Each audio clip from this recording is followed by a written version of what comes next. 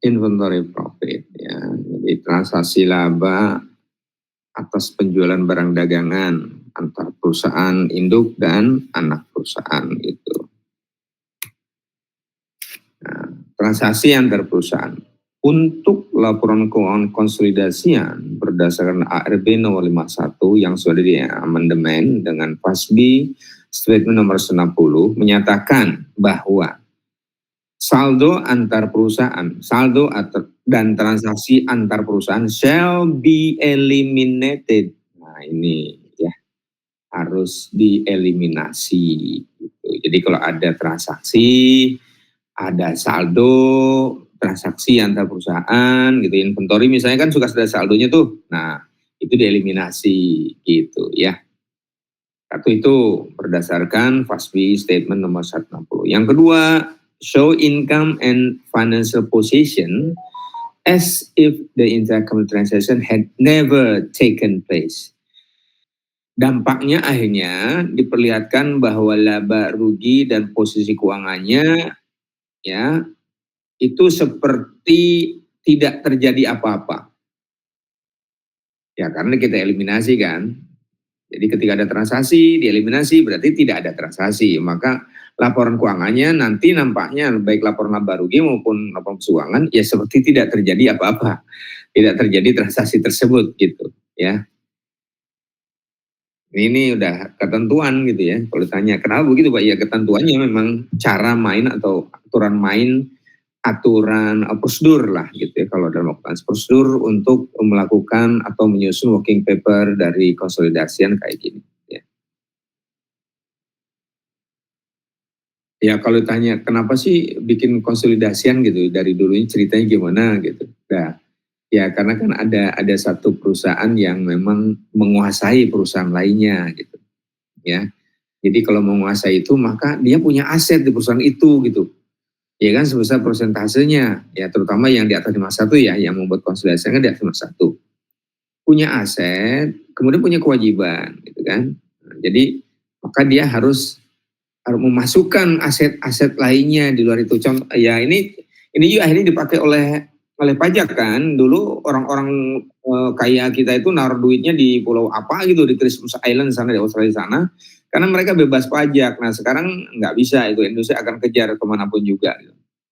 Orang-orang Indonesia atau diaspora yang ada di luar negeri itu pasti akan dikejar pajaknya gitu. Ya. Ya dikecualikan dengan ketentuan khusus ya kan karena perpajakan juga tidak semena-mena ngejar begitu saja ya. Jadi misalnya ada dia kan masih WNI, kemudian bekerja misalnya di Belanda gitu. Kalau Belanda sudah motong pajak, maka dia mungkin nggak dipajak. Tapi kalau misalnya WNI bekerja di Indonesia di perusahaan Belanda, gitu, nah itu kena pajak Indonesia itu, ya kena pajak Indonesia itu, ya. Nah, jadi ya kalau mau bekerja luar negeri langsung. Tapi pajaknya lebih gede malah, ya. Pajaknya lebih gede di sana, gitu ya, dibandingkan Indonesia. Oke, gimana? Saya nggak ada page-nya.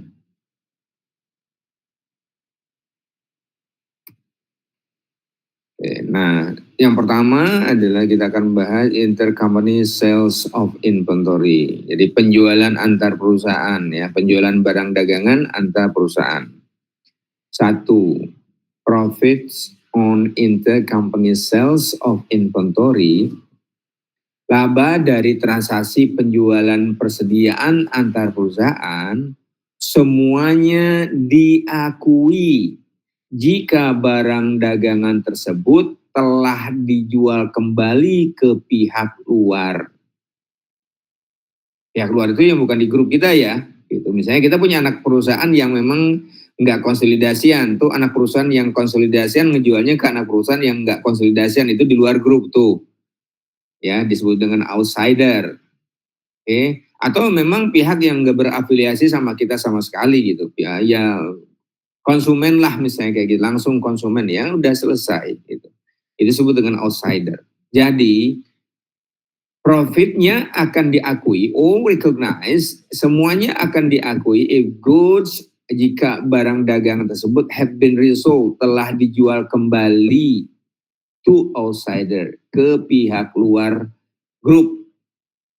Ya, pihak luar grup dalam hal ini ya. Jadi bukan ke kita, bukan ke anak perusahaan yang sedang kita konsolidasikan, bukan. Pokoknya dalam data konsolidasian adanya PT A, B, C, maka ketika dijual kepada D, E, F, G, H sampai Z itu disebut dengan outsider, baru kita akui.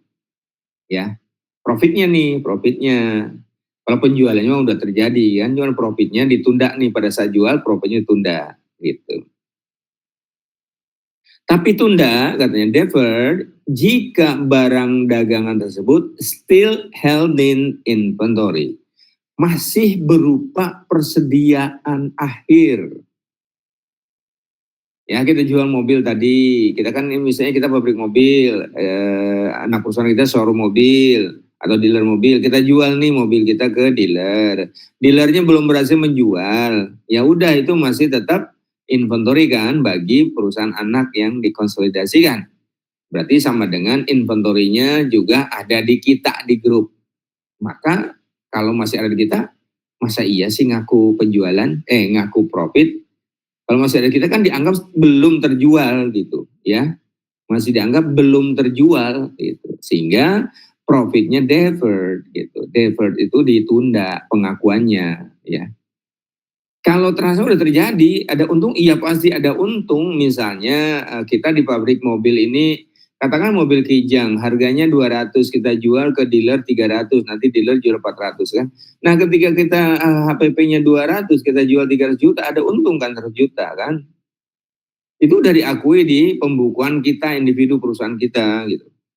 Ya. Nanti si dealernya akan jual 400 tuh Innovanya kan. Kalau nggak kejual ya dia tetap punya inventory, kita punya tetap inventorinya. Jadi belum kita akui yang 100 tadi. Ya. Nah begitu Innova tadi laku, maka si anak perusahaan mengakui dapat laba 100 juga kan. Beli dari kita 300 dijual 400, 100. Nah kita juga boleh mengakui karena penjualannya sudah ke outsider, kita juga dapat laba 100 gitu. Kalau enggak, ya deferred gitu. Ditunda kalau enggak kayak gitu. Yang kedua, ya profit yang sebelumnya itu ditunda, previously deferred profit in beginning inventory are recognized. Nah, jadi yang ini waktu ending inventory kan di deferred kan, Mas, ketika dia jadi ending inventory kita deferred, ya enggak? Nah, kemudian ketika dia mulai menjadi beginning inventory tahun berikutnya gitu maksudnya, maka diakui ya. Yang tadinya tunda diakui pada tahun berikutnya. Consider a FIFO inventory system dengan mempertimbangkan sistem persediaan FIFO. Beginning inventories are sold ya. Inventory awal itu terjual, ending inventories are from current period. Ending inventory atau inventory akhir itu dari periode berjalan. Artinya gini, ketika misalnya ending inventory itu 100 misalnya, maka itu akan menjadi beginning inventory 100 juga kan. Nah ending inventory berikutnya misalnya 90, berarti ada perubahan. Perubahan ini bisa disebabkan oleh memang jual beli tadi. Beli lagi, jual lagi, beli lagi, jual lagi. Nah gitu ya, yang sudah terjual inilah yang akan kita akui gitu.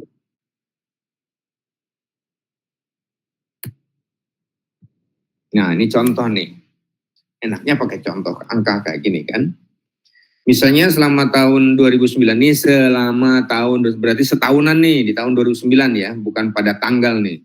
Selama tahun 2009 perusahaan induk menjual barang dagangannya senilai $1.000 ke perusahaan anak, namanya Simple.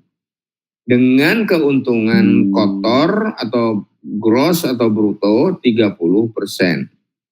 Perusahaan anak perusahaan anak tidak memiliki inventory akhir di tahun 2009 ini. Berarti kejual semua dong, gitu kan. Iya nggak? Dia beli, ya kan, dari induk 1.000. Di dalam 1.000 itu ada keuntungan induk tuh 30%. perusahaan Anda had none of this inventory on hand at the end. Jadi perusahaan Anda tidak memiliki satupun inventory tersebut gitu yang dia beli dari perusahaan induknya tersedia at the end, ada pada akhir periode 2009. Ini worksheet entry-nya ini dikonsolidasi bukan di masing-masing perusahaan nih.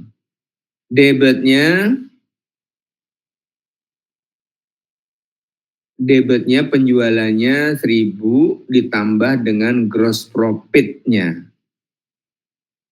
Gross profit-nya berapa tuh? Gitu. Gross profit-nya 429. Dari mana ngitungnya? 1.000 dibagi 70%. Ya. Dapatnya 1429. Maka debitnya perhatiin ini sales jadi di debit kan? Iya enggak? Bukan karena kita kalau menjual kan sales di kredit ya kan? Nah ini enggak. Ini kita sedang melakukan eliminasi. Jadi penjualan yang ada di kita tuh di induk perusahaan kan kita ngejual itu 1.000 ya kan. Nah kita jual 1.000 ya enggak.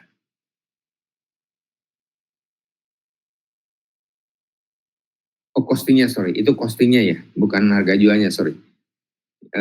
Itu costingnya 1.000 kemudian gross profitnya 300 gitu. Nah jadi ya sama kayak gini. Jadi waktu kita jual debitnya piutang atau kas 1.429 kreditnya penjualan. Ya kan? Kemudian kita eliminasi nih debitnya penjualan, kreditnya itu cost of sale. Ya. Yang kedua, semua penjualan barang dagangan antar perusahaan have been resold to outside parties. Ya. Karena kenapa si Simple tidak memiliki inventory akhir pada persen ini? Karena semuanya sudah kejual ke pihak luar. So remove the full sales price karena itu maka pindahkan harga jual penuh from both sales and cost of sale, baik dari nilai salesnya maupun dari nilai cost of goods sold-nya. Ya, cost of sale itu kata lainnya cost of goods sold-nya. Ya. Jadi di penjualan preti atau penjualan induk dikurangi 1.429 dan di penjualan anak pun dikurangi 1.429. Dan jurnal yang sama ini digunakan jika penjualannya dari anak perusahaan ke induk perusahaan. Ya sama kayak gini. Ada debitnya sales, kreditnya cost of sales.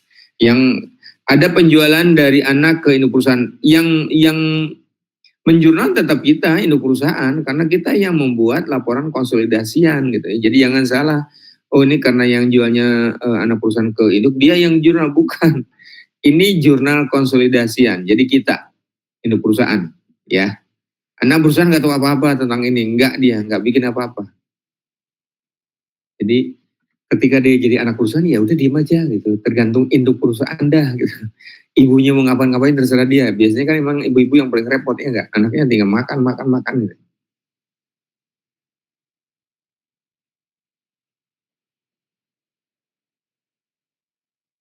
Ya, nah sekali lagi kita perhatiin ya. Ini contoh paling gampang ya.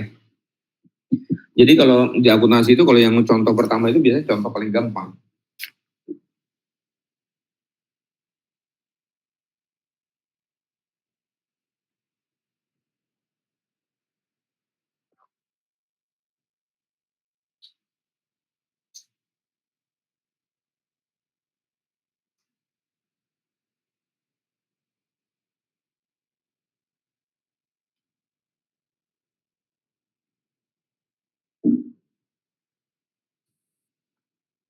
Sekali lagi saya ulangi aja ya, selama tahun 2009, jadi selama itu bulan Januari ngejual, bulan Februari ngejual, bulan Maret ngejual gitu ya, perusahaan ke anak perusahaan gitu ya. Selama tahun 2009 telah terjual barang dagangan dari induk perusahaan ke anak perusahaan, nilai cost-nya, nilai perolehannya 1.000. Tadi saya salah, bukan sales price ini, tapi cost price-nya, cost of sale-nya ya. Costingnya 1000. Cost itu nilai perolehan ya. Kan kita selalu mencatat inventory berdasarkan nilai perolehan. Ke subsidiary-nya namanya simple. At a gross profit dengan keuntungan kotornya 30%. Anak perusahaan tidak memiliki satupun persediaan tersebut di akhir tahun 2009. Berarti kejual semua ke pihak luar tuh. Itu asumsi kita begitu kan. Ketika dia tidak punya inventory tersebut, berarti inventory tersebut sudah terjual ke pihak luar. Teorinya tadi gitu. Kalau sudah resold to outsider, maka all recognize if goods have been resold to outsider. Profitnya, semua profitnya akan diakui.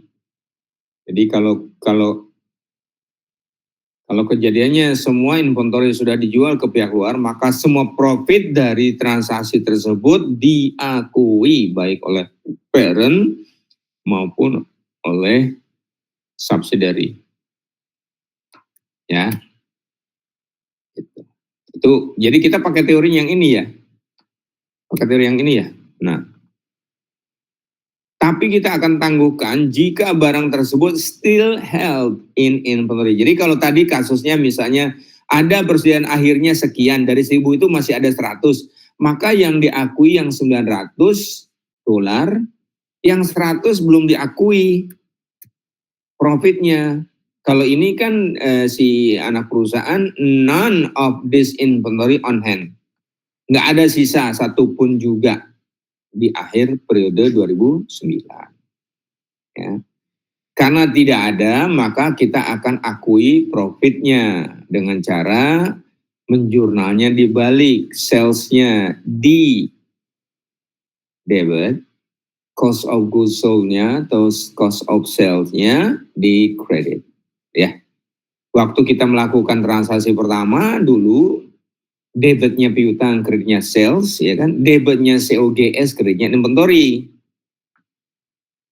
Nah, dengan adanya kayak gini, maka nanti yang muncul tinggal piutang dan inventory aja kan? Ada selisihnya, yaitu gross profit-nya. Karena inventory dinilai berdasarkan nilai cost-nya, sedangkan piutang atau kas-nya berdasarkan nilai sales price-nya. Harga jualnya dikurangi dengan cost-nya, pasti gross profit. Ya. Jadi jurnalnya kayak gini. Sales, debit, cost of sales di kredit.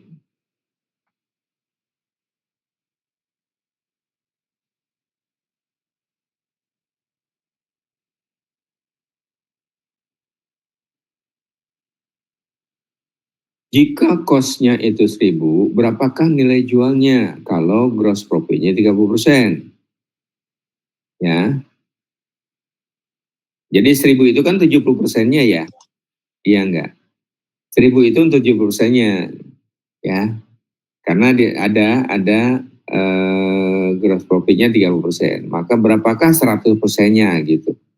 Sales itu berarti kan 100%-nya. Cost ditambah gross profit sama dengan sales. Ya, jadi kalau cost ditambah gross profit sama dengan sales. Ya enggak? Jadi kalau misalnya sales itu adalah cost ditambah gross profit, maka berapakah nilai salesnya? Kalau 1000-nya itu adalah sebelum ditambah profit, berarti dia 70% nilainya. 70% aja 1000, berapakah 100%-nya gitu. Berarti 1000 dibagi 70%. Ya. Atau 1000 dikali 100 per 70. Dapatlah 1429. Yang kedua, all intercompany sales of inventories have been resold to outside parties, so remove the pool sales price from both sales and cost of sales. Credit sales are reduced 1429, Simple cost of sales are reduced 1429. Yang ketiga, the same entry is used, jurnal ini sama digunakan jika simple sells to pretty, jika anak perusahaan yang jual ke induk perusahaan. Nah, yang berikutnya, intercompany profit only in ending inventories gitu. Kalau tadi no intercompany profit in inventories.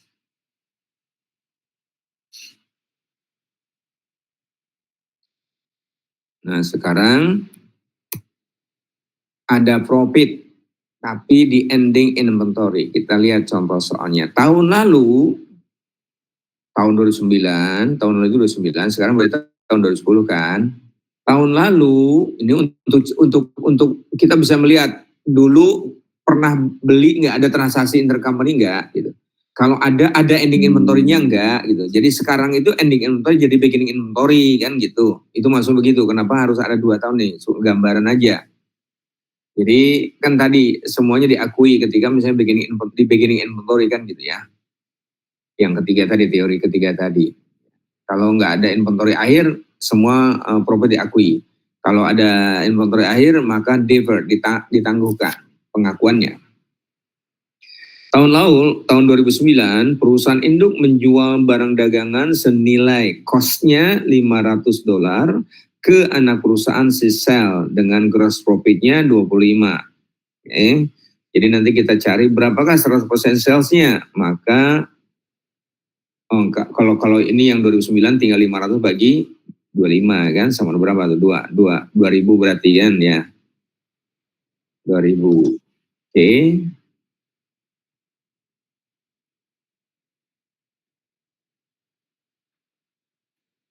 Oh sorry, 500 dibagi 75%, sorry. Berapa tuh?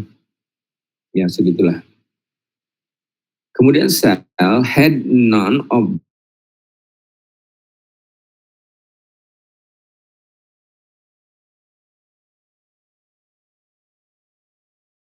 this inventory hand. Nah sama kasusnya. Jadi nggak ada dah yang gitu, nggak bisa. Oke. Tahun 2010, tahun sekarang nih, perusahaan induk menjual lagi tambahan barang dagangan nilainya sekarang 900 ke sell dengan profitnya 40% sekarang. Sales baru bisa menjual 200-nya. Dari 900 terjual 200 itu. Ya.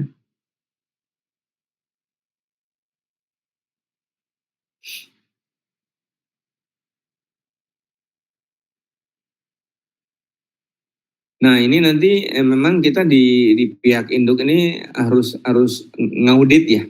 Kan misalnya sel itu nggak hanya ngejual barang dagangan dari kita gitu kan.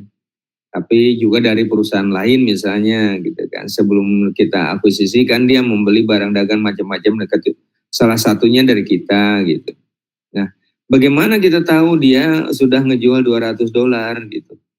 Ya kan, maka kita akan mengaudit inventory ke tempat si sel. Kita kirim berapa tadi, barang nilainya 900, sekarang berapa di gudangnya, barang itu nilainya di gudang tinggal 700, berarti kejual 200 gitu ya. Jadi tetap harus ada internal auditnya ya. Kalau dari laporan bisa aja si sel itu misalnya nggak melaporkan penjualan atau melaporkan penjualan keseluruhan. Nah kita bingung, kita jual 900, dia ngejualnya sampai 9.000. Nah yang apakah inventory kita kejual semua atau gimana gitu ya. Maka ya kita cek masih ada berapa inventory kita di gudangnya sisa gitu, gudangnya subsidiary ya. Kecuali kalau memang kita udah bahwa perusahaan subsidiary tersebut adalah perusahaan masih keluarga kita, tapi kadang-kadang keluarga juga nggak bisa dipercaya lah ya kalau udah soal duit gitu ya. Kecuali dia memang belum pinter-pinter amat untuk ngelola keuangan gitu, atau udah mengenali untuk nipu-nipu gitu ya. Kalau udah paham banget gimana cara nipu induk perusahaan ya itu yang bahaya. Maka kita sebagai induk perusahaan harus rajin internal audit gitu ya, mengaudit ke dalam-dalam. Nggak apa-apa sih, cuman ngecek inventory aja. Misalnya setahun, 2 tahun, 3 tahun kita sering ngecek gitu, dan ternyata hasilnya memang bisa dipercaya. Sudah, kita mungkin tahun keempatnya enggak, tahun kelima enggak, tahun keenam kita ngedadak, kita ngecek gitu aja paling ya. Kita sidak-sidak aja gitu. Kan gini juga, khawatirin misalnya bagian gudangnya beda lagi orangnya, ya kan udah ditunjuk yang lain, ada perubahan jabatan misalnya kan. Kemudian direktur penjualan juga misalnya direktur operasinya berubah gitu, siapa tahu direktur operasi yang sekarang tuh curang gitu kan. Nah itu ya kita harus cek ya. Jadi kita akan cek itu kalau udah orangnya nggak berubah, sekali, 2 kali, 3 kali kita cek itu kita bisa percaya terus. Tapi begitu orang berubah ya kita harus ngecek, karena kita belum tahu karakter orang yang barunya ya. Gitu. Walaupun itu anak perusahaan kita sendiri, nah, tetap aja antar perusahaan itu ya bisa saling jegal itu, saling apa, kan pemiliknya beda ya. Ada pemilik minoritasnya kan, pemilik minoritasnya bisa aja misalnya meminta jatah bagian gudang misalnya gitu. Nah kalau udah minta jatah begitu tuh suka ada maunya biasanya. Tapi kalau misalnya NCI-nya atau pemilik minoritasnya diem-diem aja, ya terserah, saya mau dikasih posisi apapun juga gitu akan saya laksanakan dengan baik aja. Gitu. Nah berarti dia memang tidak punya maksud lain-lain lah. Ya. Kecuali dia merepresentasikan dirinya sebagai NCI, ya. Sebagai pemilik minoritas. Oke. Di selama tahun 2010, perusahaan induk menjual tambahan barang dagangan lainnya, costingnya $900 ke perusahaan anak dengan gross profitnya 40%. Kemudian perusahaan anak telah menjual barang tersebut dengan nilai senilai 200 ya. Sell has of these goods on hand. Oh, dia punya inventory akhirnya nih. Jadi dia punya inventory akhir, bukan jual, saya salah lagi nih, saya nggak baca tadi. Sell has $200 of this good on hand. Ya, berarti ada persediaan barang dagangan di akhir tahun 2010.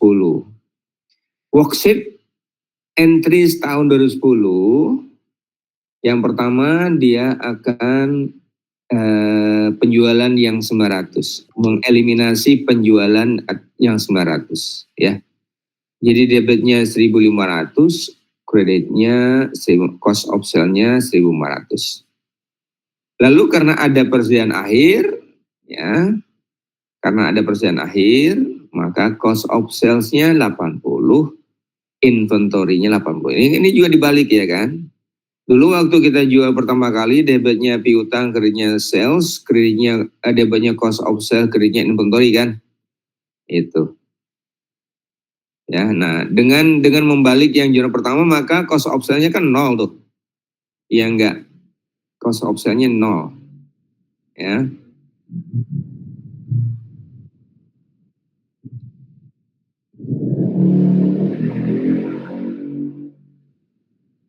Inventornya berkurangnya banyak, dari inventory tadi awalnya 900 sekarang jadi tambah 80 ya kan.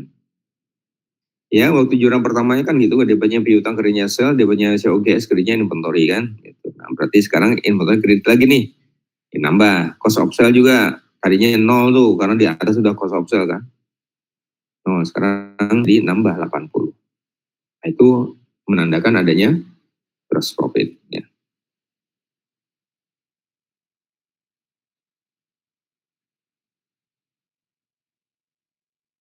Nah, kalau bagaimana beginning and ending inventory? Jadi ada persediaan akhir tahun lalu, ada persediaan akhir tahun sekarang gitu.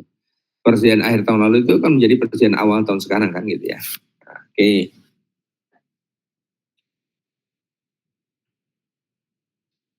Tahun lalu, tahun 2009, perusahaan induk menjual barang dagangan yang nilainya perolehannya $300 ke perusahaan subsidiary share dengan markup-nya 25%. Untung lah, markup itu ngambil untungnya 25%.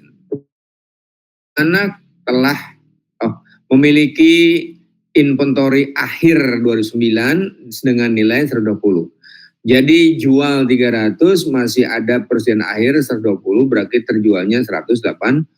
Oke. Tapi kita nggak bahas tentang terjualnya. Justru dalam hal ini kita akan bahas tentang beginning inventory dan ending inventory.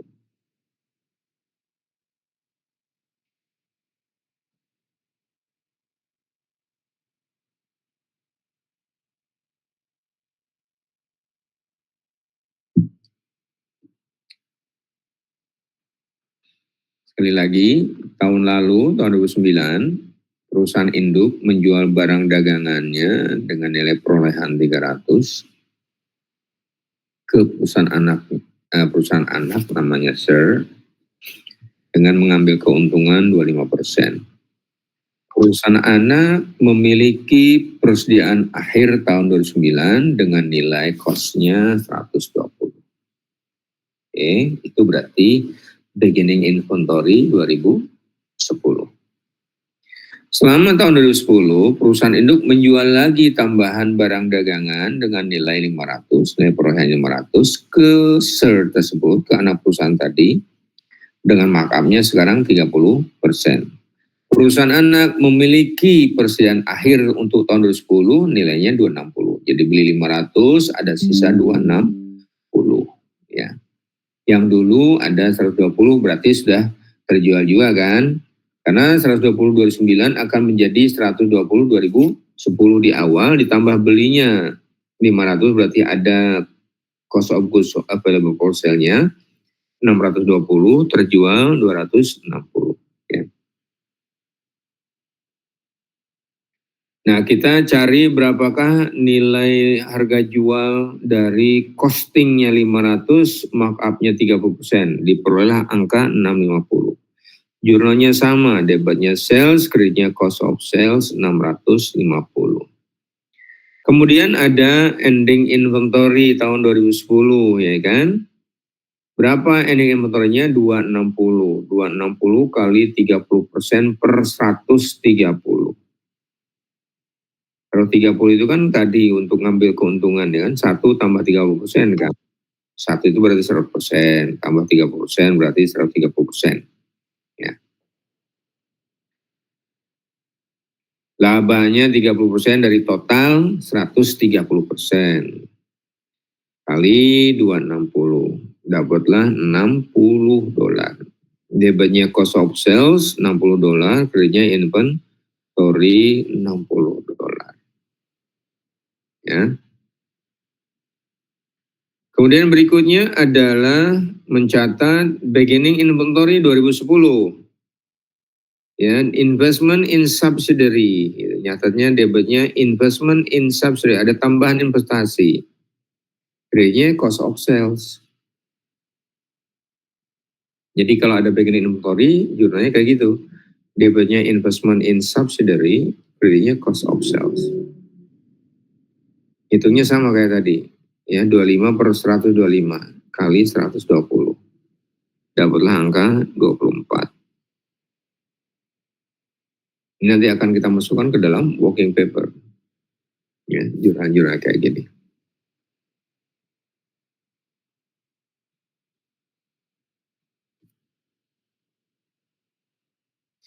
Sekali lagi, ketika misalnya dalam konsolidasian itu terbukti bahwa anak perusahaan masih memiliki beginning inventory atau persediaan awal dan juga persediaan akhir sekaligus gitu.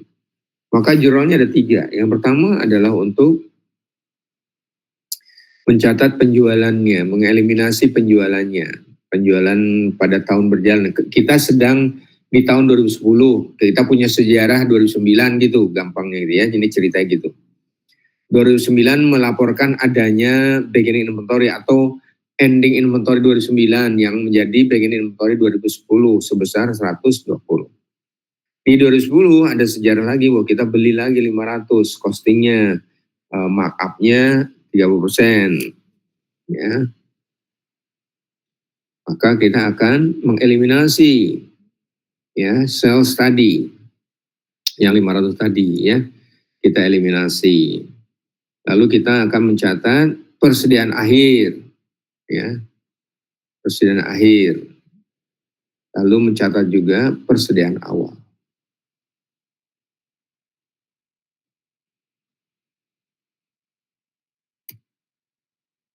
Oke, nah ini harus saya ulang lagi dari awal supaya kalian nggak lupa ya. Ini karena dimulai dari transaksi paling mudah ini ya.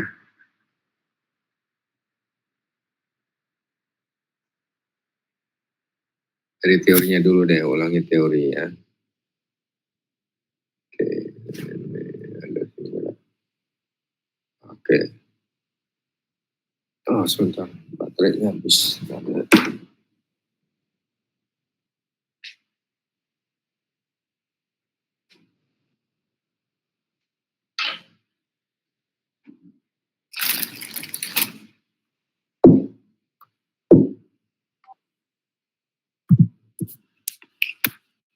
Mmm.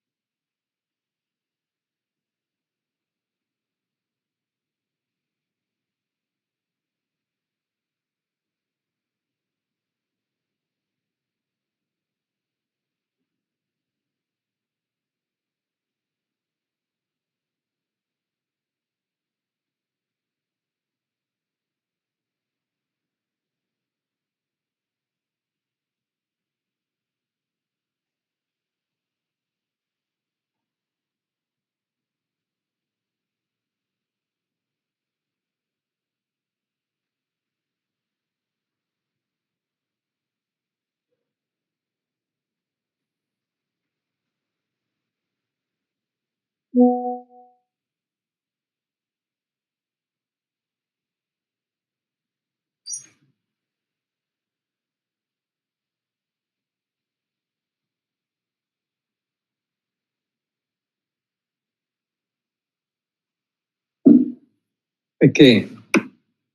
teorinya diambil dari ARB 651 yang sudah diamandemen dengan FASB Statement nomor 160 bahwa saldo dan transaksi antar perusahaan shall be eliminated, harus dieliminasi, harus disingkirkan, ya, harus dihilangkan.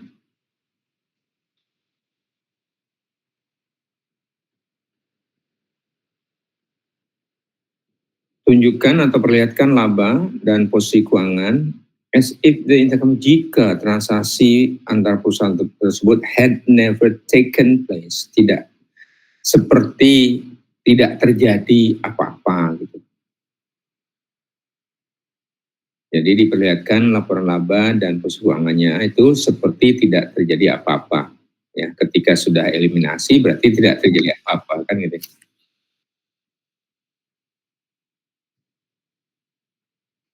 Nah, teorinya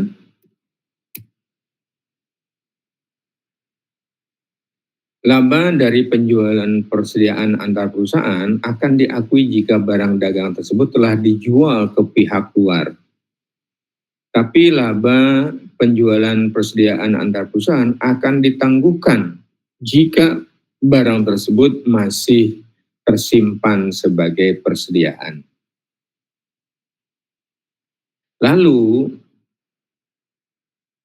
laba yang ditangguhkan sebelumnya di beginning inventory akan diakui. Ya. Dengan mempertimbangkan sistem persediaannya pakai FIFO gitu, kan berarti beginning inventory kan sold ya, first in first out. Maka yang ada di awal itu yang terjual gitu. Harganya ya, harga pokoknya, harga costnya ya. Bukan barangnya, kalau barangnya terserah mau yang mana aja sih gitu. Walaupun sebenarnya ya barang pun harusnya FIFO, first in first out. Tapi ketika misalnya pakai LIFO, last in first out, itu kan barang-barang pertambangan ya. Karena barang pertambangan misalnya kayak pasir, yang pertama itu keluar dari perut bumi, ditumpukin di atas permukaan bumi, itu akhirnya kemudian jadi persediaan akhir kan, karena numpuk paling bawah. Sama kayak beras di gudang, di gudang beras Cipinang atau gudang beras manapun juga, yang pertama datang dari truk itu akan ditaruh di bawah kan. Kemudian berikutnya akan di layer kedua, di lapisan kedua di atasnya. Berikutnya di layer ketiga dan seterusnya. Jadi yang terakhir datang, ya last in, itu ada di atas. Itu udah pasti first out, pasti diambil duluan. Karena nggak mungkin kuli beras itu ngambil dari bawah, itu berat banget, ya dari tumpukan bawah. Tapi yang paling gampang dari atas, ya last in first out. Ya. Kalau sistem persediaannya boleh pakai FIFO, tapi ketika barangnya itu beras itu udah pasti pakai LIFO itu.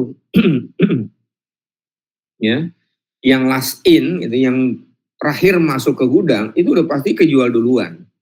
Karena berada pada tumpukan atas. Pasir.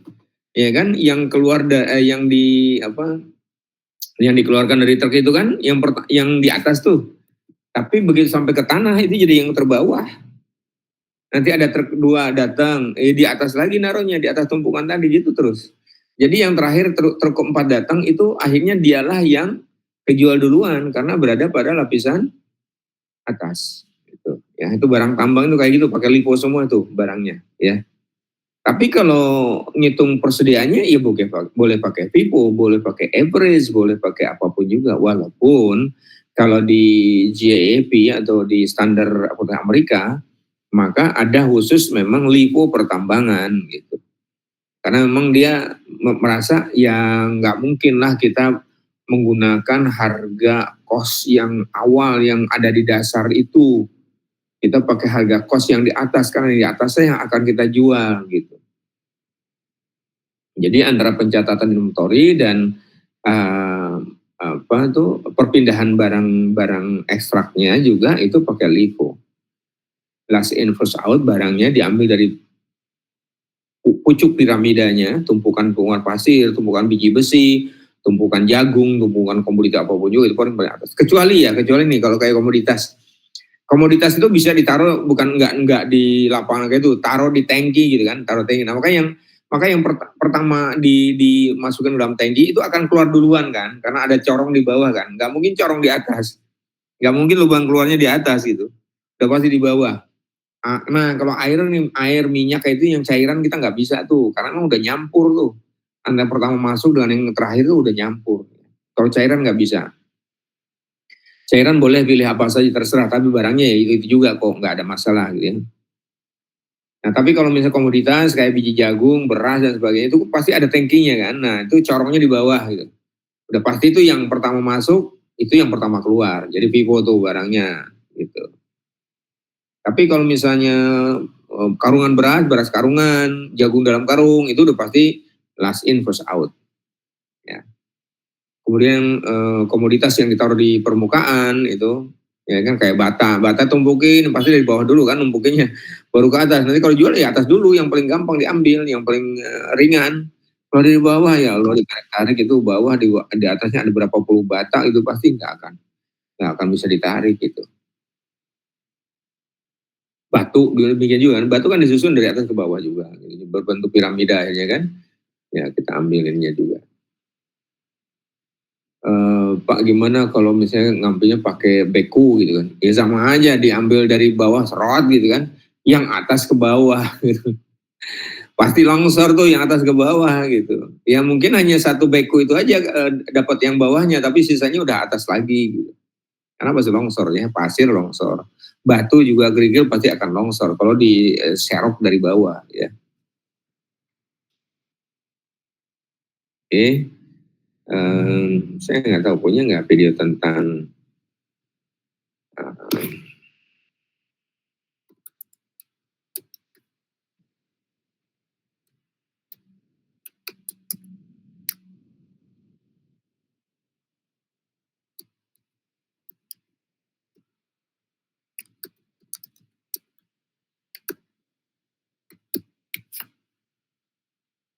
hmm,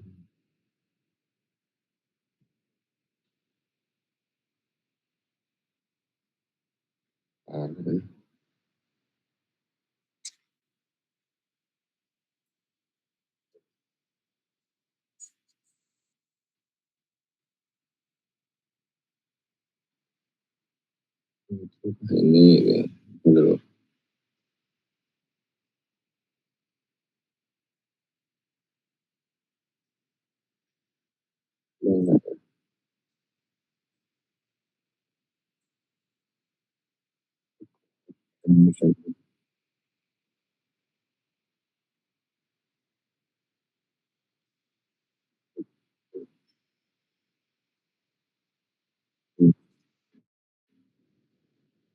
Ya.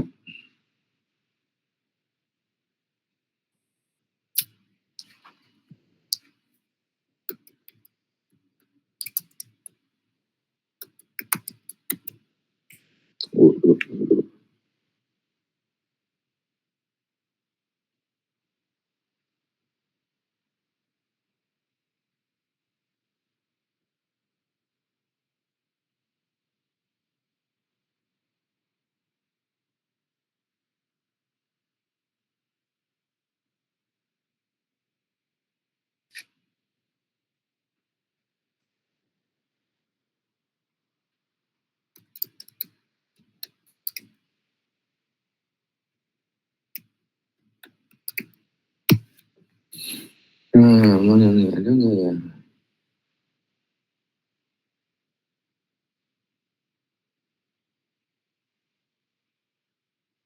Coba deh sebentar. Ya.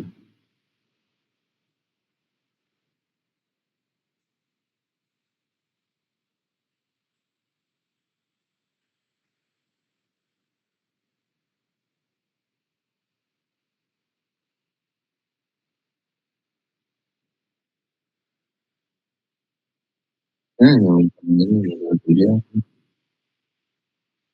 video semua.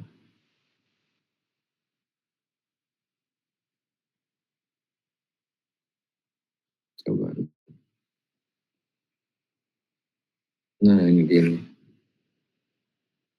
Oke.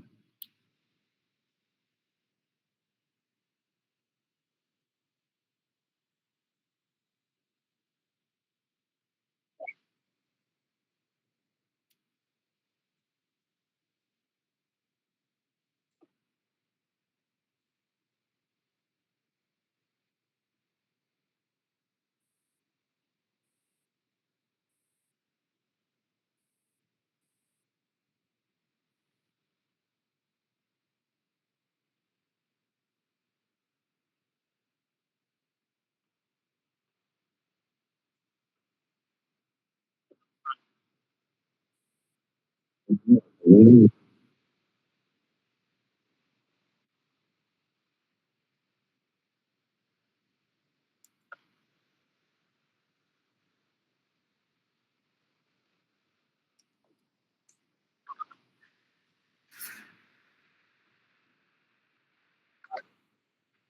Hmm. Nggak ada lah. Nggak ada. Saya lupa nggak nyiapin itu. Oke. Kita lanjut aja ya. Saya ulangi. Profit on intercompany sales of inventory or recognize if goods have been resold to outsider. Deferred if the goods are still held in inventory. Previously deferred profits in beginning inventory are recognized. Consider a FIFO inventory system. Beginning inventories are sold, ending inventories are from current period. Ya, jadi dengan mempertimbangkan, kalau kita mempertimbangkan sistem inventory-nya FIFO, berarti yang ada di awal persediaan itu yang dijual duluan, gitu kan, sold ya, terjual lah, itu udah pasti ya. Nah, yang ada di persediaan akhir berarti yang dari periode tahun berjalan gitu. Jadi bukan inventory yang kemarin tahun 2009 kita beli, nggak mungkin. Itu ada dari tahun 2010 sekarang ini, gitu ya ceritanya gitu. Oke, kemudian kita lihat contoh soal no profit in inventories, ya, nggak ada profit in inventories. Artinya tidak mengakui profit gitu maksudnya ya.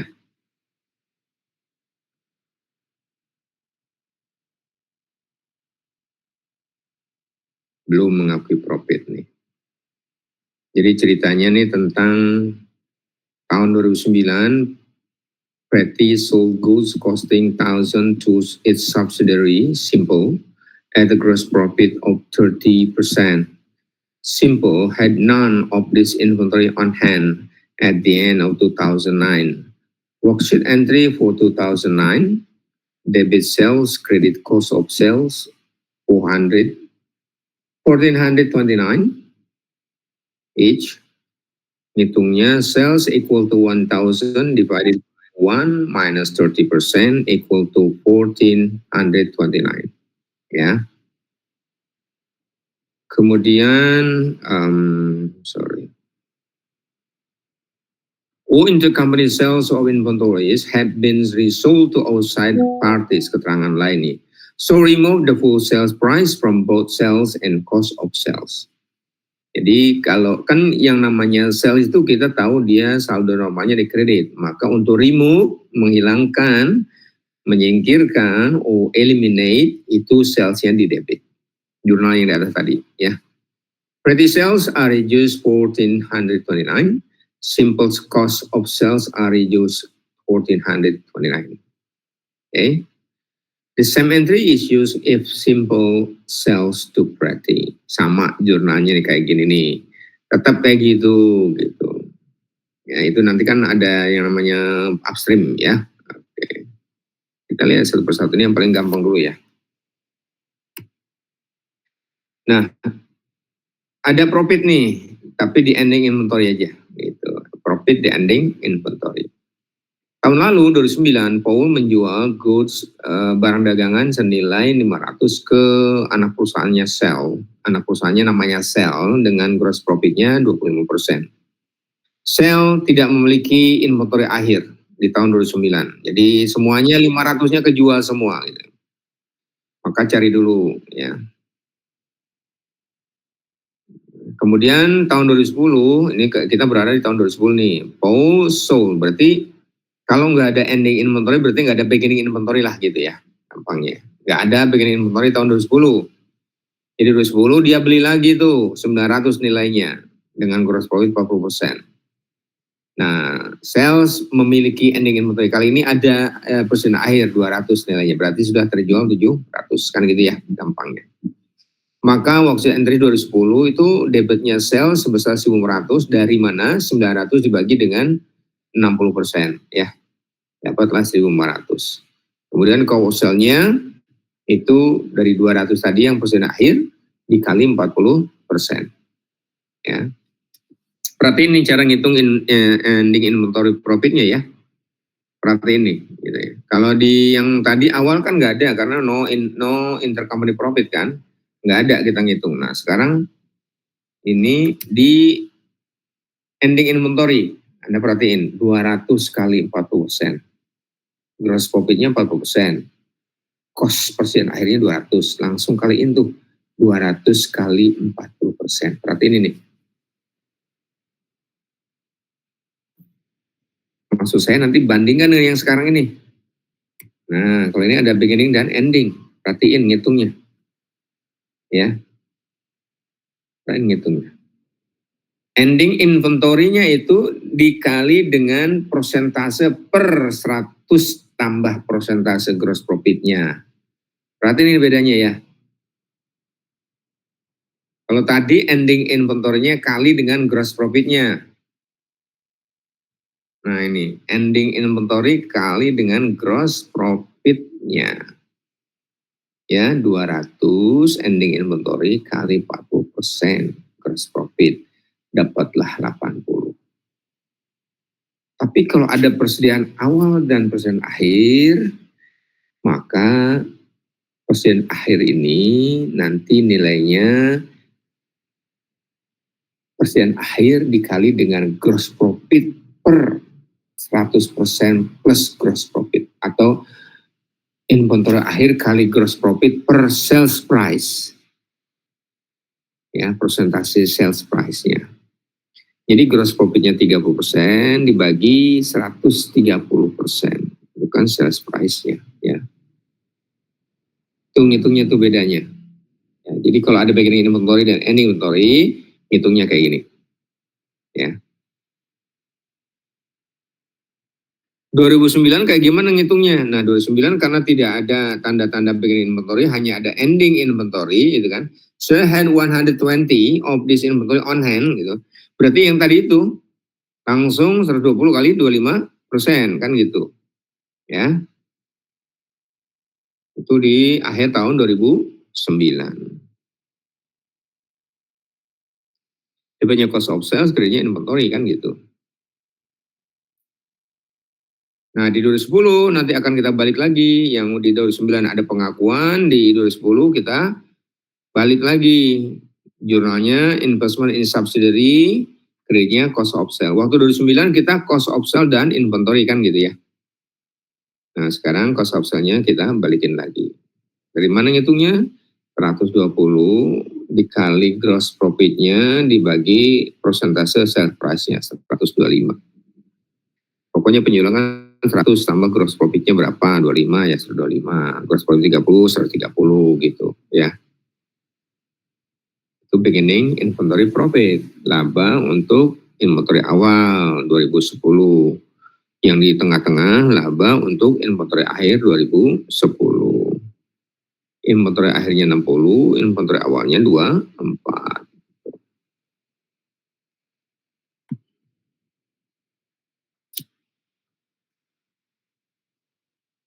Nah, ini sekarang upstream, downstream. Ya. Itu tadi contoh-contoh rata-rata downstream ya. Yang tadi slide 7, 8, 9 itu downstream. Oke. Kita lihat dulu penjelasan atau teori tentang upstream dan downstream. Apa yang harus dilakukan. Jadi penjualan inventory, penjualan persediaan barang dagangan, baik secara upstream dari anak ke induk, atau downstream dari induk ke anak. Downstream sales, parent sales to subsidiary. Ya, artinya parent itu ada di atas posisi kayak gitulah. Gitu ya. Lihat strukturnya itu. Parent, subsidiary 1, 2, 3. Jadi parent ada di atas. Maka ketika disebut downstream, dari atas ke bawah. Itu induk jual ke anak. Sedangkan upstream dari bawah ke atas. Anak jual ke induk. Gitu. Ya, teorinya kayak gitu. Oke.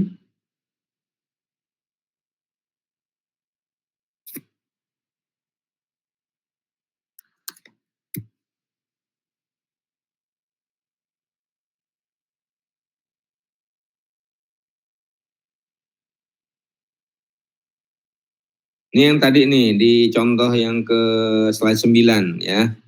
Kayak gini, ketika ada ending inventory dan ada beginning inventory. Oke. Yang pertama kita akan mengeliminasi penjualannya, sales, debit, kreditnya, cost of sales. Yang kedua kita akan mengeliminasi atau mengakui profit di ending inventory ya, cost of sales inventory. Yang ketiga kita akan mengakui profit dari beginning inventory, debitnya investment in subsidiary, kreditnya cost of sales. Oke. Teorinya gini, ini upstream. Oh sorry, ini downstream ya. Ini downstream. Tadi kita contoh-contoh itu dari induk ke anak perusahaan jual belinya. Ya. The worksheet entries for eliminating intercompany profit for downstream sales. Oke. 3 ini. Sedangkan for upstream sales, the last entry would also include a debit to non-controlling interest, splitting the profit to be realized between controlling and non-controlling interest. Gitu. Last entry itu berarti yang beginning, yang profit for the profit in beginning inventory. Ya. Jadi 3 jurnal ini juga nih, di chapter 5 ini 3 jurnal ini kalian harus pahami. Yang pertama adalah untuk penjualan ya, mengeliminasi penjualan. Yang kedua mengakui profit di ending inventory, dan yang ketiga mengakui profit di beginning inventory. Itu kalau downstream, induk perusahaan yang melakukan transaksi ke anak perusahaan. Sedangkan kalau anak perusahaan melakukan transaksi ke induk perusahaan ada tambahan katanya. Ya, tambahannya itu apa? Debitnya NCI. Ya. Ada bagian laba untuk NCI. Okay.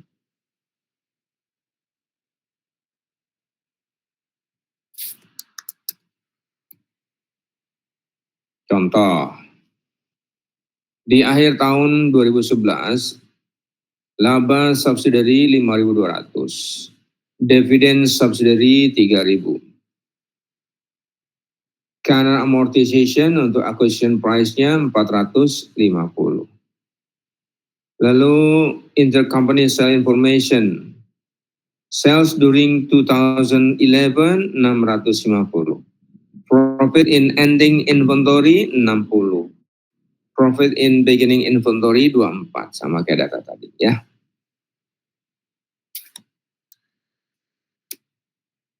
Nah, income sharingnya sekarang membagi laba dengan downstream dari induk ke anak. Sales parent make sale. Nah, induk melakukan penjualan. Subsidiary net income-nya 52 tadi kan.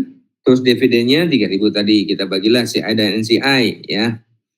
Tapi ada amortization nih katanya. Berarti labanya dikurangi amortization 34750. CI-nya 80% dapat 3.800. NCI-nya 20% dapat 950. Dividennya juga demikian, bagi ke CI dan NCI ya. Tapi untuk yang laba ditangguhkan dan pengakuan laba di beginning inventory itu untuk induk perusahaan semuanya. Oke. Jadi tangguhan laba di ending inventory 60 kurangin. Pengakuan laba di beginning inventory 24 ya, tambahkan. Jadi income from subsidiary itu tidak 3.800 tapi 3.764 ya.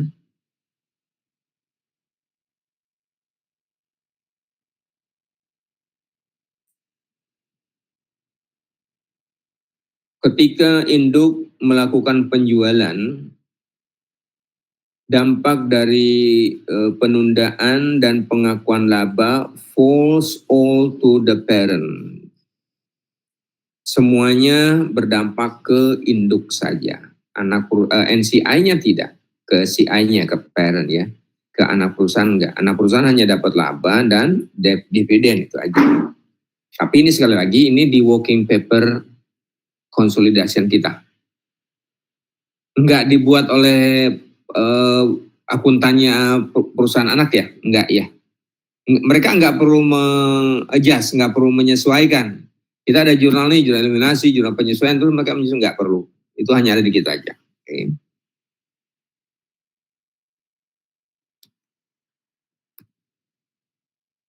Nah sekarang sebaliknya, upstream. Anak perusahaan yang jual, nah perhatiin nih.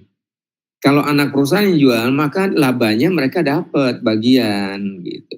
Tapi kalau induk perusahaan kita yang jual ke anak perusahaan, maka anak perusahaan nggak dapat laba gitu. Nah kenapa kok bisa begitu Pak? Kayaknya nggak adil. Bukannya nggak adil. Kenapa kita dapat? Karena kita punya saham, kita punya aset di anak perusahaan sekian persen. Maka kita harus dapat laba. Artinya anak perusahaan itu bisa mendapatkan laba karena kita modalin pakai aset kita itu. Ya.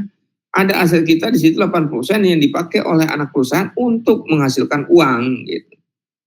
Sedangkan kalau kita yang melakukan transaksi kan nggak ada aset anak perusahaan di tempat kita, nggak ada.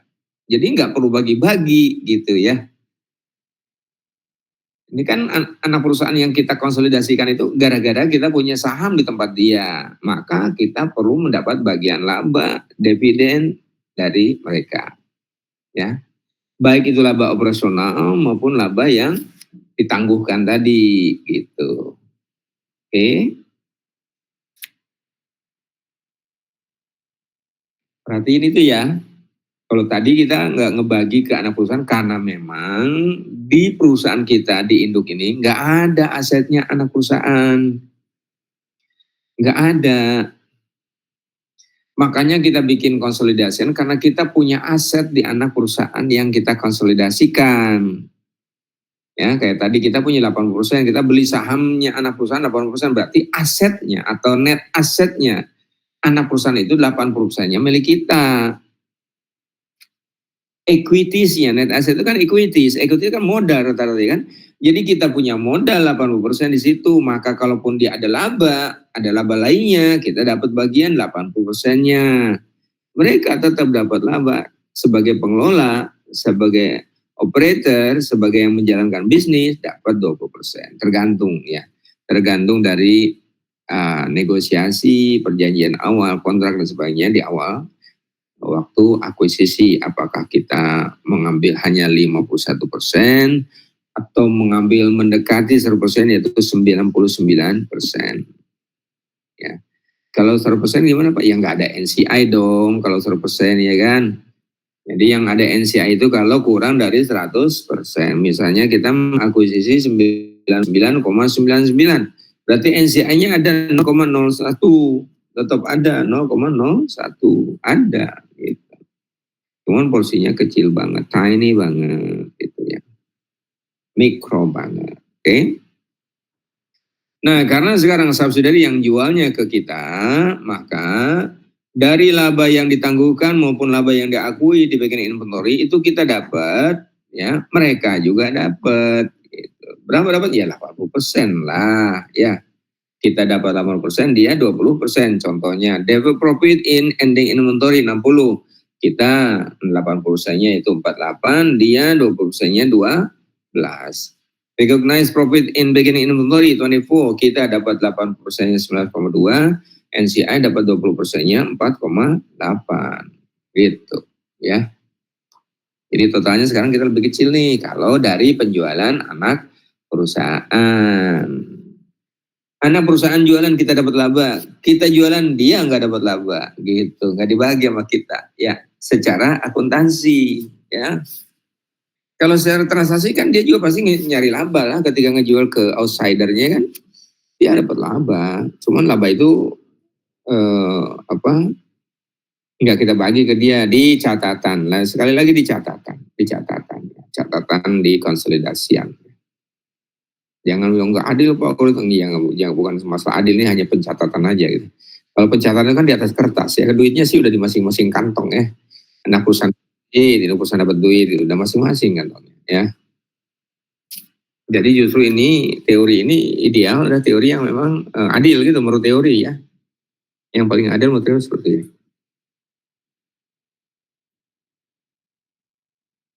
Oke, saya ulangi lagi ya, yang teori tadi. Ya, upstream dan downstream. Upstream berarti ke atas. Anak perusahaan jual ke induk perusahaan. Downstream berarti ke bawah. Induk perusahaan jual ke anak perusahaan. Oke.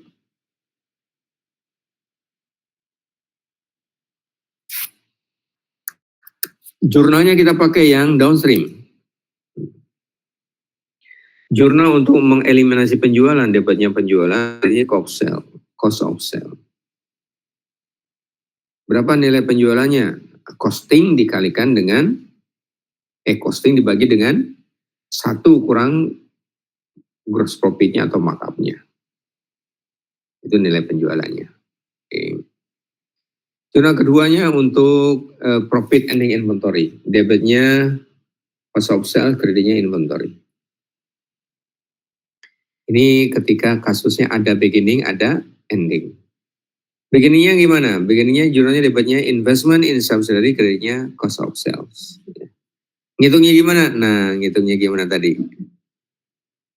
Kalau nggak ada beginning inventory, maka ngitungnya ending inventory-nya yaitu ending inventory kali dengan gross profit. Tapi ketika ada ending inventory, maka ketika ada beginning inventory, maka ending inventory-nya ngitung ending inventory dikali gross profit per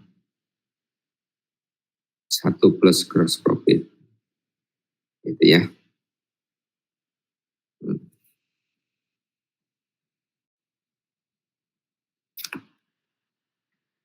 Jadi tiga jurnal ini untuk yang downstream. Untuk upstream nanti ada tambahan, katanya apa? Tambahannya membagi laba non controlling interest. Kita tadi baru sampai pada ngitungnya, belum ngejurnalnya. Ya.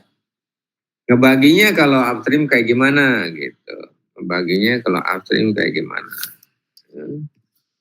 Ini kalau downstream, ya ini data dulu nih. Datanya ada laba 5.200, ya kita dapat 80%, NCI dapat 20%, ada dividen 3.000, kita dapat 80%, NCI 20%. Lalu ada amortisasi, labanya dulu, laba dikurangi amortisasi ya. 52 dikurangi 450, berarti berapa tuh? 4.750 ya. 475 kita 80%, NCI 20%. 3.000 kita 80%, NCI 20%.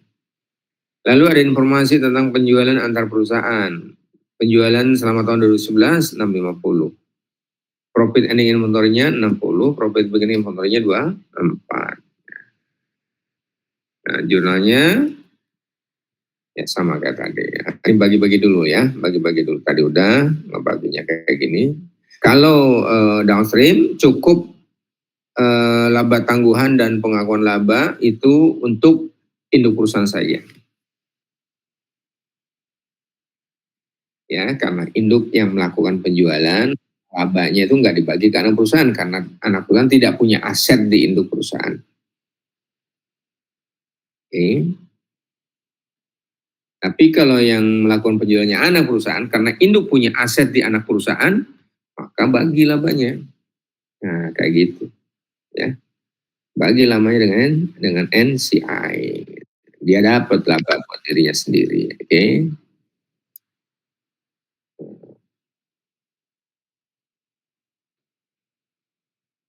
Berikutnya unrealized profit, profit yang belum terrealisir di ending inventory.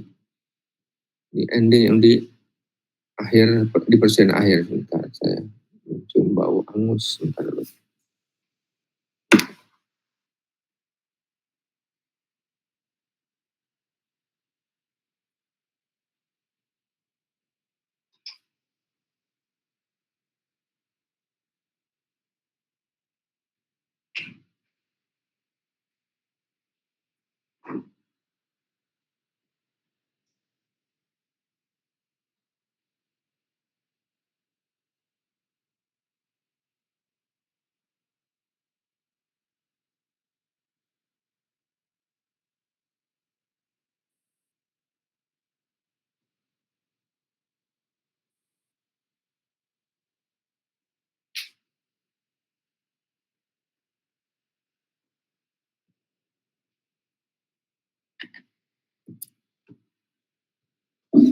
Oke, berikutnya nih apa unrealized profit in ending inventory 7, 16, 17.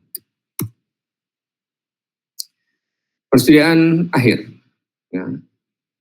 Laba antar perusahaan di dalam persediaan akhir dieliminasi di akhir tahun. Jurnalnya tadi sama ya, cost of sale dan inventory.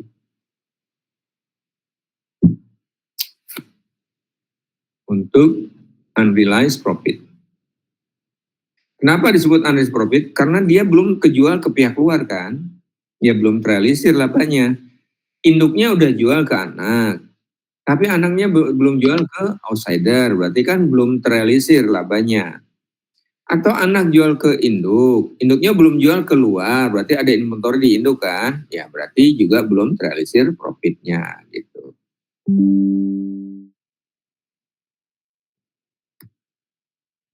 Contoh, ini pencatatan di induk ya. Porter memiliki 90% sahamnya Sorter. Heron memiliki 90% sahamnya subsidiary. Yang diakuisisi dengan pada nilai bukunya. Kebetulan asumsinya tidak ada amortisasi. Selama tahun berjalan, anak perusahaan melaporkan laba $10.000. Lalu perusahaan induk menjual barang dagangan ke perusahaan anak selama tahun tersebut senilai $15.000. Termasuk, nah ini ada kata-kata, di dalam 15.000 termasuk ada profit 6.250. Oke. Perusahaan anak Steelhold masih memiliki 40% barang tersebut di akhir periode tahun berjalan. Maka unrealized profit in ending inventory adalah 40% dikali 6.250 sama dengan 2.500.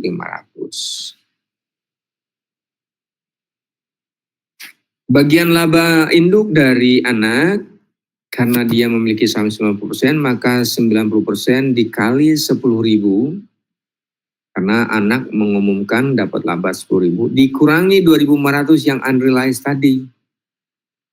Maka laba induk yang dari Sorter diakui 6.500 karena 2.500-nya ditangguhkan.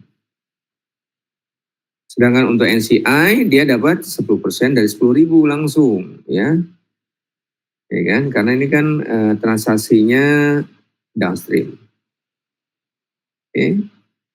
NCI-nya dapat 10% dari laba dirinya sendiri. Yaitu 10.000. Dapat 1.000. Sedangkan induk dapat 6.500. Karena ada yang tangguhkan. Sebenarnya induk juga dapatnya ya berapa? 9.000 lah ya. Karena 90% kali 10.000 ya. Tapi 2.500-nya ditangguhkan.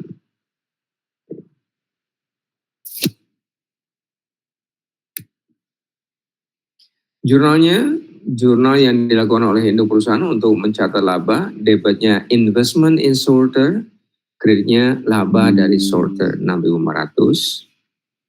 Lalu untuk mengeliminasi penjualan dan laba tidak terrealisir antar perusahaan, debitnya sales 15.000. Nah, kenapa ini langsung 15.000 nggak ngitung dulu? Karena kalau tadi kan cost-nya, kalau ini sales price-nya ya. Ini sales price-nya 15.000. Nih. Porter sold good to Sorter during year 15.000. Including a profit. Jadi di dalamnya sudah ada profit. Kalau tadi cost belum termasuk profit, maka dicari sales price-nya.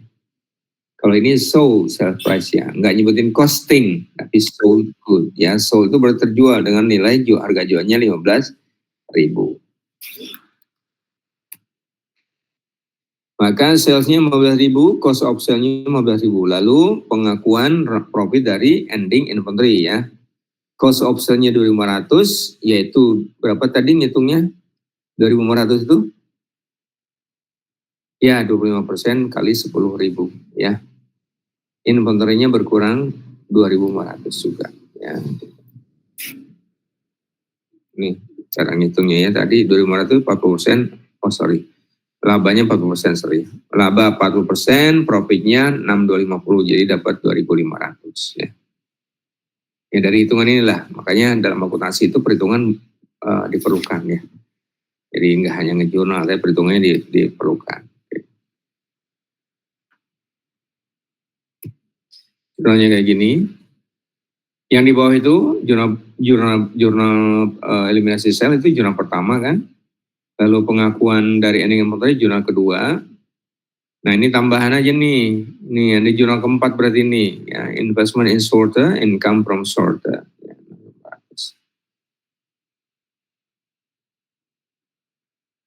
kalau tadi investment in sorter kreditnya cost of sales.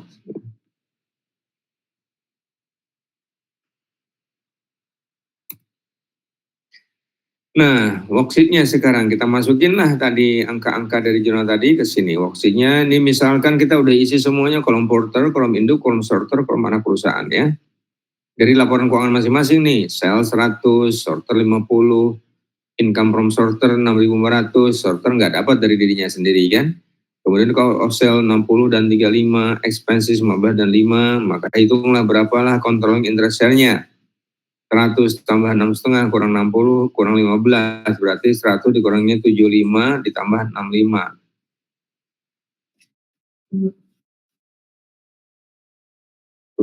5 tambah 5 1,5 short 50 kurangnya 40. Ini kok dapatnya 7,5 dia, hitungnya dari mana nih? Ya kan harusnya 10 nih. Ya, harusnya 10. 10. Ya. Kemudian dari jurnal, selnya 15, itu benar nggak sih 15 tadi selnya? 15.000 ya, benar ya? Nah ya, selnya 15.000 ya. Oke, selnya 15.000.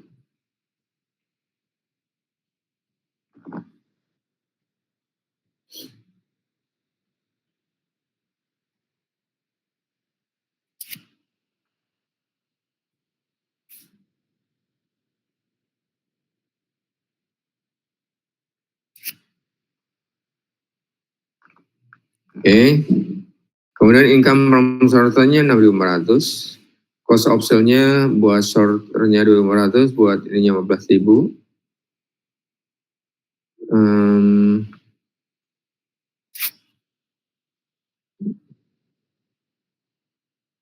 Terus NCI-nya 1. Tapi kayaknya enaknya dari itu deh, dari apa? Dari e-book ya, enaknya dari e-book. Enggak perlu untuk sementara dulu ya. There would be a credit adjustment to inventory for 2.5 on the balance sheet portion of worksheet. Inventory, inventory ya.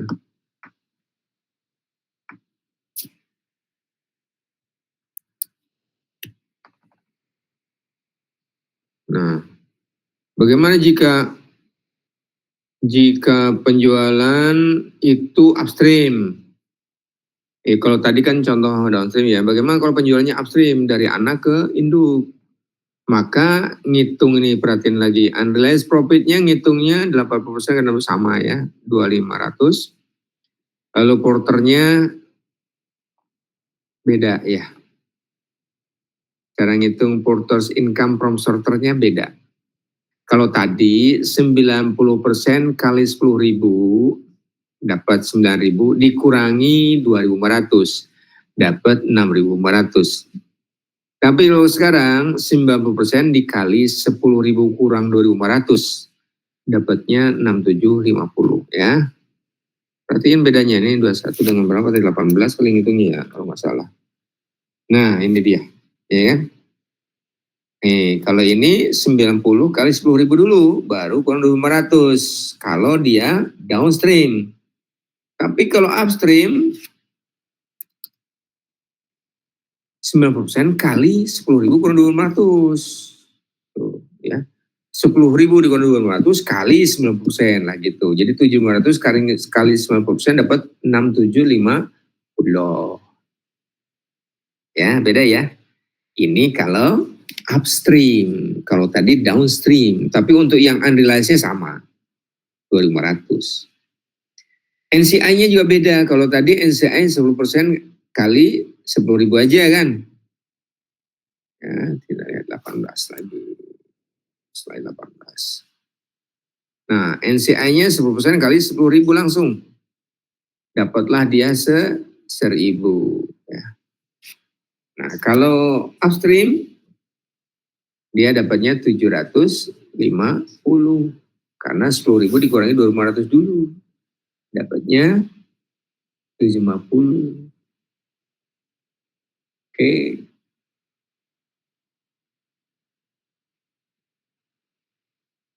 Nah, jadi kalau ditotalin tadi, kalau yang downstream 6.500 ditambah 2.500 sama dengan 9.000, ditambah 10.000 NCI sama dengan 10.000. Kalau sekarang 6.750 tambah 2.500 sama dengan 9.250, tambah 750 sama dengan 10.000. Nah, udah sama itu.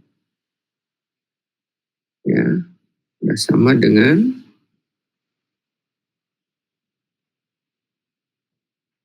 penjualannya, nilai penjualannya.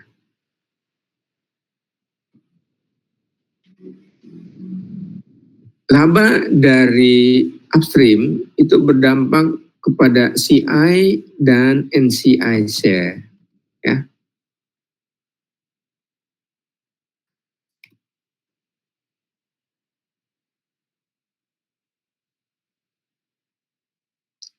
Yang keempat, mengakui profit di beginning inventory. Kalau tadi kan di ending inventory ya.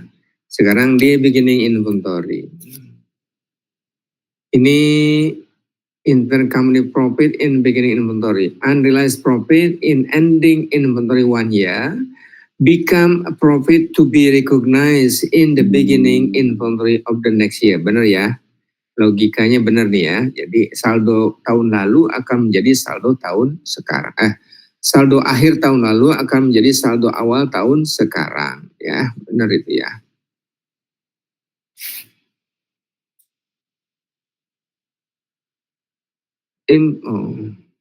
Tadi cerita tentang apa sebenarnya nih?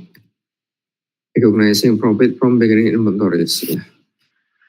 Begitu aja ceritanya kalau di slide ya. Nah, gini dong.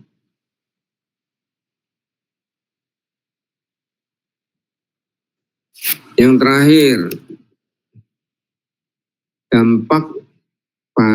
dampak pada NCI.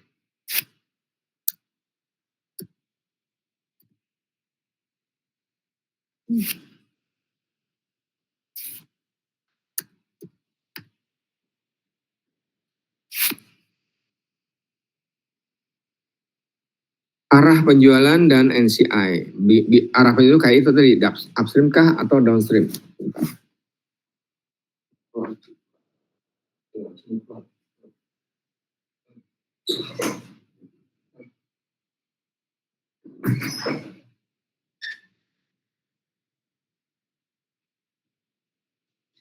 Dampak dari laba unrealized di ending inventory dan laba realized di beginning inventory tergantung pada directionnya, pada arahnya.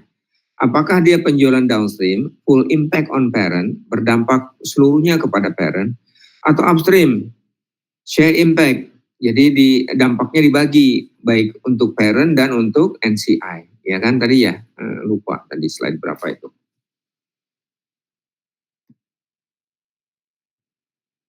Slide 15 kali ya. Bukan.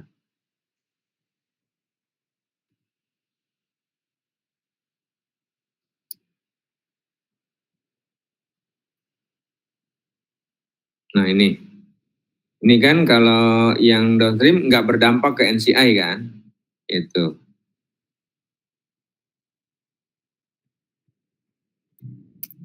Tapi kalau yang upstream berdampak ke NCI. ya. Nah, itu. Jadi, yang dimaksud ini tuh gambar tadi deh, ya.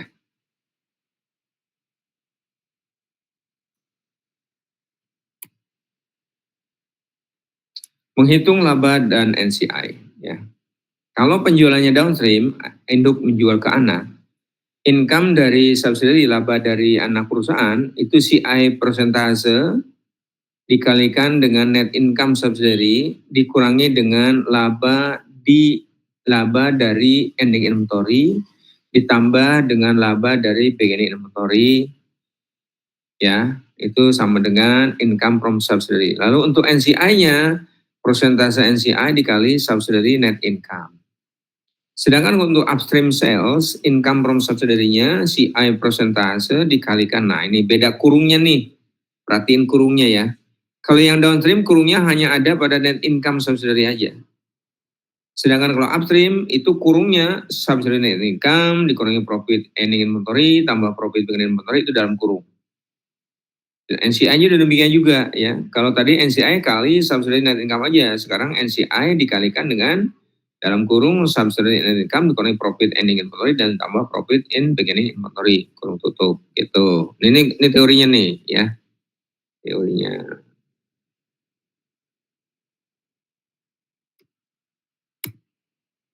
Nah, contoh upstream example with amortization. Sekarang ada amortisasi nih, berarti kan labanya dikurangi amortisasi dulu ya. Induk perusahaan mengakuisisi 70% perusahaan subsidiarinya pada tanggal 1 Januari 2009 dengan nilai 420. Ketika equity sold-nya anak perusahaan terdiri dari capital stock-nya 200 dan return earning-nya 200. Berarti ada selisih 20. Sales inventory was understated by 50 and buildings sold inventory was understated by 50,000 and building with a 20 years life was understated by 100 and the excess is goodwill. Ya, eksesnya berapa tadi kan? 420 itu untuk mengakuisisi 400, selisihnya 20, itulah yang goodwill. Nanti ada amortisasi.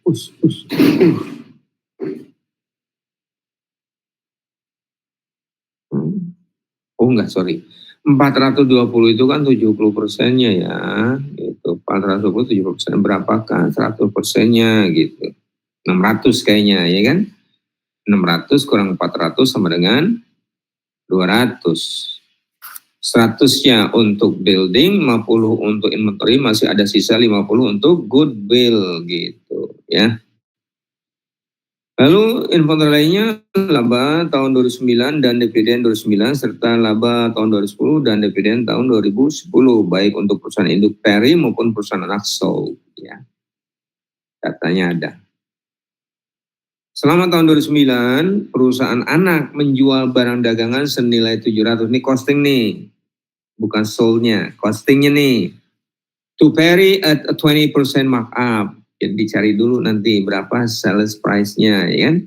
700 dikalikan 1 plus 20%. Ya.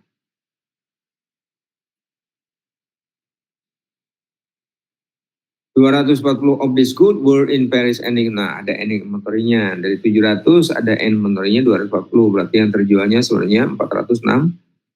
Lalu di tahun 2010 perusahaan anak menjual barang lagi ke induk perusahaan. Nilainya sekarang 900. Gross profit-nya 25 dan perusahaan induk masih punya persediaan 100. Berarti yang terjual 800. Tapi ingat bahwa tahun kemarin di awalnya ada inventory 240. 240 tambah 900 kurang 100 itulah yang terjualnya ya. Nah, kalian harusnya dulu nih screenshot ini dulu baru kemudian bandingkan dengan jawabannya. Nah, ini ya. Analysis and amortization cost of 70% is 20. Okay. Implied value of sold dalam 100%-nya nilainya 600. Book value-nya 200 tambah 200 400. Kelebihannya 200. 200 untuk inventory 50, untuk building 100 dan untuk goodwill 50. inventory diamortisasi 1 kali, building diamortisasi 20 kali, kemudian goodwill tidak diamortisasi. Ya, maka amortisasi tahun 2009 untuk inventory 50, sedangkan building 100 bagi 20 sama dengan 5. Ya, goodwill enggak diamortisasi 0. Tahun 2010 yang belum diamortisasi, inventory-nya nggak ada, no, building tinggal 95, goodwill masih tetap 50. Amortisasi 2010 hanya building aja 5, ya, yang lainnya nggak diamortisasi. Maka unamortized pada di akhir 2010, inventory-nya 0, building 90, goodwill 50 tetap. Ya. Nah, kita bagi-bagi nih, karena penjualannya adalah upstream atau downstream? Ya upstream, maka induk perusahaan CI juga berbagi dengan NCI, ya. Net income-nya tadi dari data itu tadi, data awal nih, data awalnya pada slide berapa? 27 apa ya? Nah ini ya, sold labanya di tahun 2009 705, dividennya 280. Sedangkan sold di 2010 745, naik 40. Dividennya naik 20. Oke.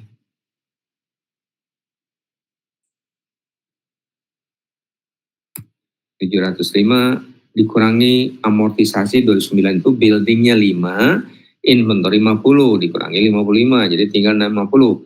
650 buat untuk CI-nya 70% dapat 455, untuk NCI-nya 30% dapat 195. Kemudian dividennya juga demikian. CI-nya 70% dapat 196, untuk NCI-nya 20% dapat 84. Sorry, 30% ya, 30% bukan 20%, 30% dapat 84. Lalu dia profit in ending inventory-nya 40. Maka CI-nya kena 70%-nya yaitu 28 dan NCI-nya kena 30%-nya yaitu 12. Ya, income from sold-nya 427. Itu 2009 ya. 2009. Nah, berapa yang 2010-nya? Oh, ini di jurnal dulu ternyata. 420 itu adalah tadi waktu akuisisi. Jurnal akuisisinya investment in sold, kreditnya cash. Oke, kita ngejurnal akuisisi. Oh, acquisition 70% of sold. Lalu 196 kita dapat dividen ya. Dapat dividen. Nah, kita lihat lagi 27 kalau nggak salah ya. Nah ini dividen. 280 kali 70% berapa? 196 ya kan? Nah, 196. Dari situ dapatnya. Ya. Cash investment is sold. For dividend receipt. Lalu untuk bagian laba tadi yang kita hitung tadi. Nah ini. Ya, itu dividen 196. Bagian laba 427 ya, 427. Nah, kita 427, dapatnya investment in sold, jadinya income atau laba dari sold 427. Itu ya.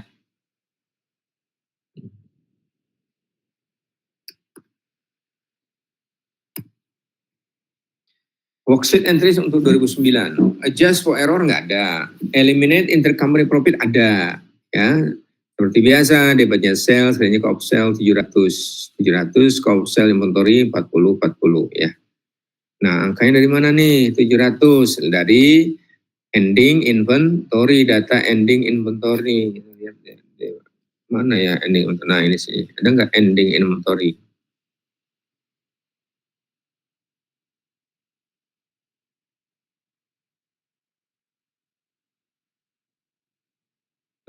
During 2009, oke, 700 nih dia ya. Nanti 2010 900, oke. Ada di situ ya soalnya ya. 700. Lalu ada cost of sale inventory. Ini untuk apa tadi? Untuk ending inventory-nya 40, oke. Lihat lagi datanya 40, mana nih 40.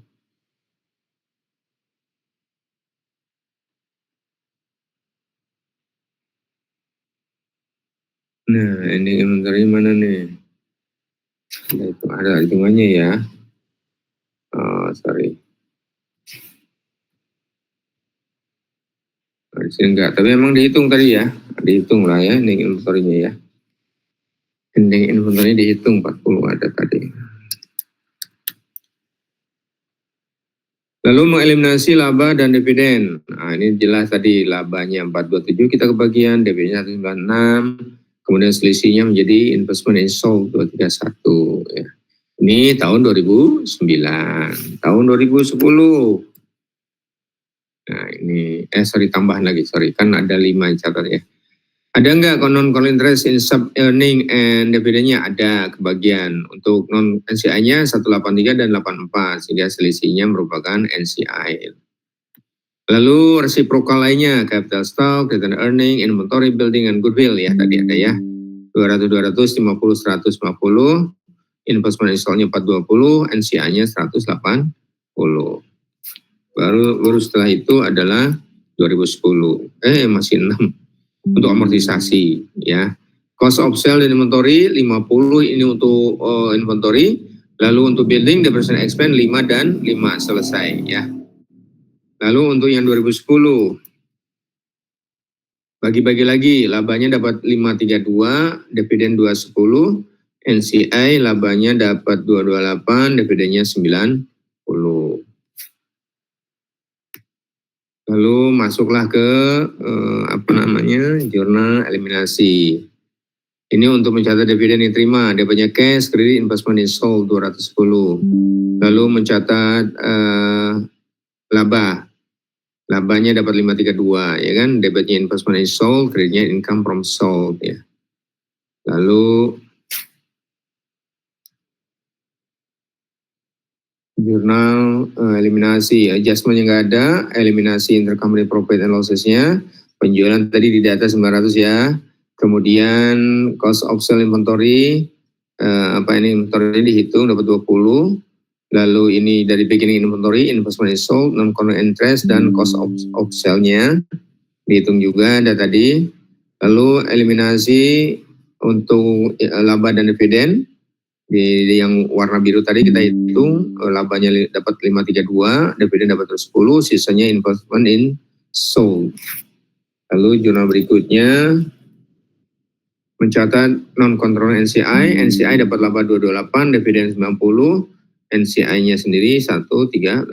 Lalu resiprokal capital stock 200, return earning-nya kan berubah ya, karena ada laba ya kan. Tadi return earning masih 200 kan. Return earning 200. Return earning 200 itu bertambah karena tak ada tambahan laba. Oke. Ini dihitung nih, tadi datanya 37. Berapa? 27 ya datanya itu. Nah, ini laba tahun 2010 kan 745 ya. Dividen 300 tuh. Jadi berapa nih? 445.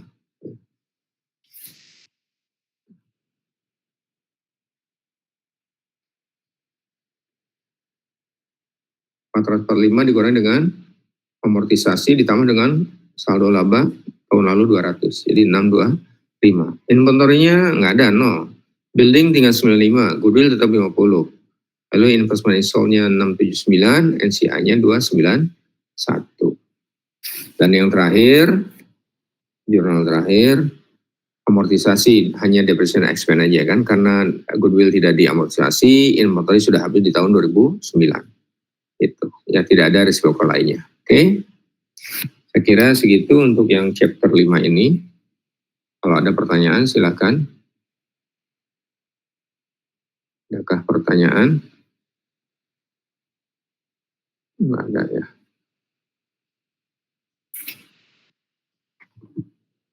Nggak ada. Oke. Baik, kalau nggak ada kita screenshot absen yang terakhir. Nanti tugas saya kirim ke e-learning. Oke.